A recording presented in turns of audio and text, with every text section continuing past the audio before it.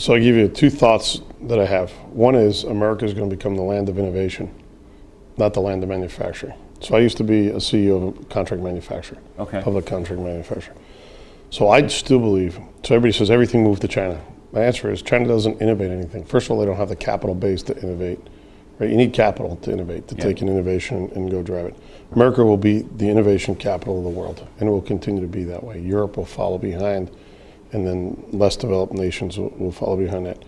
And we'll continue to innovate because that's just our culture. Right. Our culture is very entrepreneurial, very innovative. That's the first part of it. I think the second is we are now becoming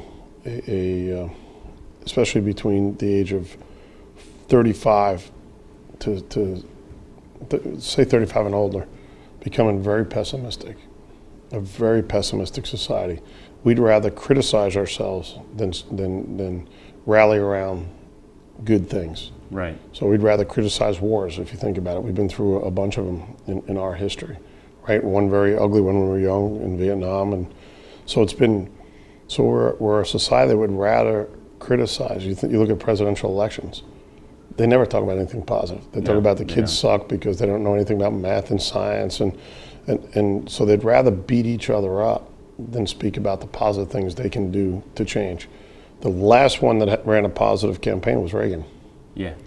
He was, hey, the country's in the doldrums, I'm going to pick it up. We need to be strong, we need to rebuild our military, blah, blah, blah. But when you have your politicians who are supposed to be your leaders and people that are on TV every day, like you talk about, pounding away at the negatives of, healthcare sucks.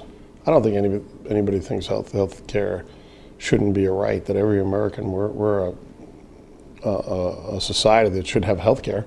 I don't think if I asked anybody around, they shouldn't say that every human being in America should have healthcare. The question is how to pay for it. Right. But they beat each other up about, this whole healthcare thing. Well, guys, forget about beating each other. Figure it out and be positive. There should be no kid that dies because they don't have health care in America. That to me just doesn't seem right. So I think it's such a way to get on TV. If you beat somebody up, they want to put you on TV. Yeah. If you talk highly about somebody, they don't want to put you on TV. You're just not controversial enough. And that's, you can call it the Howard Stern syndrome. You could call it a lot of people who are in radio and TV for a while. The positive people just don't get through. It's the negative people that get through. You look at the shows, right? Yeah. Right. The shows on Sunday night used to be positive, building houses, doing this, but they don't last long because there's no fun in that. And then you go look at the Housewives and all that other people love to watch it because you're waiting for the next train wreck. It's really a little bit the NASCAR thing too. Right.